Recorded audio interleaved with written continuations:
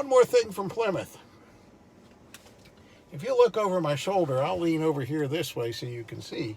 You'll notice the engine's not running, and my flaps are down to the 50% position. They're 50% deployed and the engine stopped. And I think you're probably going to say, well, the checklist says to raise the flaps after you come off of the runway in the after landing checklist. And I do. I raise them from 100% to 50%.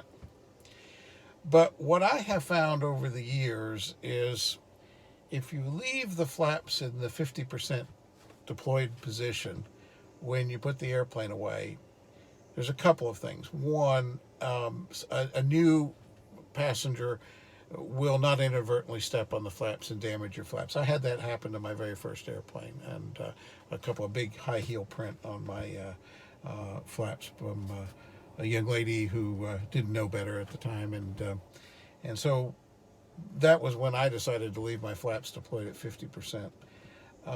There's a couple of other advantages, and I think you should consider this if you plan to own your airplane for a long time, and that is the following.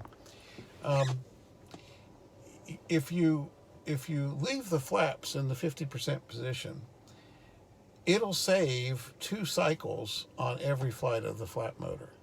Now, that may not seem like a big deal, but my airplane has 5,000 hours on it, and it's still on the original flap actuator.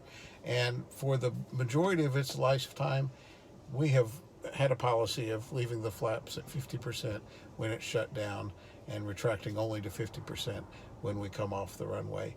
It's worked really well for us. It might work for you. Hope you're doing well. You all have a great day, and we'll talk to you soon.